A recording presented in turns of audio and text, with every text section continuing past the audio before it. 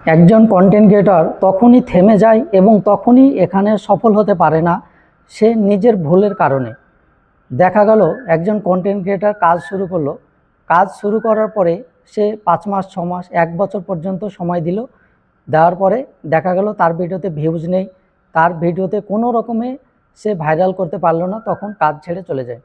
আজকে বলবো কিভাবে এখানে কাজ করবেন, কিভাবে এখানে ধৈর্য ধরবেন। এগুলো যদি না জানেন, এগুলো না বুঝতে পারেন, আপনি এখানে টিকে থাকতে পারবেন না, আর এখানে কোনোদিন সফল হওয়াও যাবে না। আপনি যখন কাজ শুরু করলেন, আপনি প্রতিনিয়ত আপনার কাজ হলো কন্টেন্ট বানানো। শুধু কন্টেন্ট বানালেই হবে না, পাশাপাশি আরও কিছু কাজ করতে হবে। যেমন অনেক কন্টেন্ট ক্রিয়েটর ভুল কাজ করে, যে ভিডিওগুলো ভাইরাল হয় তাদের ক্লিপগুলো তারা নেয়, নেওয়ার পর নিজের ভিডিওতে যোগ করে এবং আপলোড করে। এগুলো তো মোটেও করা যাবে না।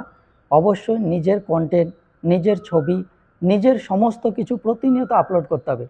আর সাদা মেটে, অর্থাৎ আপনি যা কিছু তৈরি করছেন সেটা অটোমেটিক আপনি সেটাকে আপলোড করছেন, এটা ফেসবুকের অ্যালগরিদম সবচেয়ে বেশি প্রাধান্য দেয়। তাই নিজের সমস্ত কিছু সাদা মেটে, অর্থাৎ কোনো কিছু বেশি এডিটিং করা ছাড়াই যদি আপলোড করতে পারেন, এগুলো বেশি গ্রাহ্য করে, এগুলোকে বেশি প্রাধান্য দেয়। তাই নিজের ছবি, নিজের ভিডিও সমস্ত কিছু নিজের আপলোড করতে থাকবেন।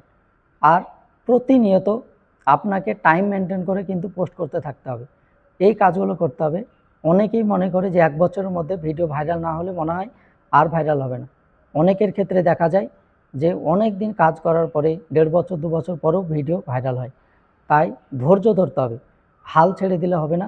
প্রতিনিয়ত, কেন আপনি এখানে ক্লান্ত হবেন, প্রতিনিয়ত আপনার কাজ আপনাকে করতে হবে।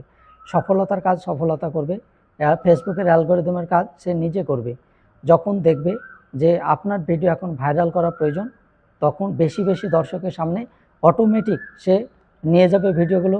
আর নন ফলোয়ার কাছে যখন ভিডিও নিয়ে যাবে, এমনিতেই তারা আপনার ভিডিও দেখবে, দেখার পর লাইক কমেন্ট করবে, এতে করে আপনার ভিডিও কিন্তু ভাইরালের সম্ভাবনা থাকবে।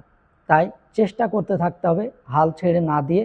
আর প্রতিনিয়ত অন্যের ভিডিও দেখুন, লাইক কমেন্ট করুন, এতে পরিচিতি বাড়বে। বেশি কিছু করার প্রয়োজন নেই, সবসময় নিজের কন্টেন্টের উপর ফোকাস বেশি দেওয়ার চেষ্টা করলেই একটা সময় সফল হওয়া যেতে পারে।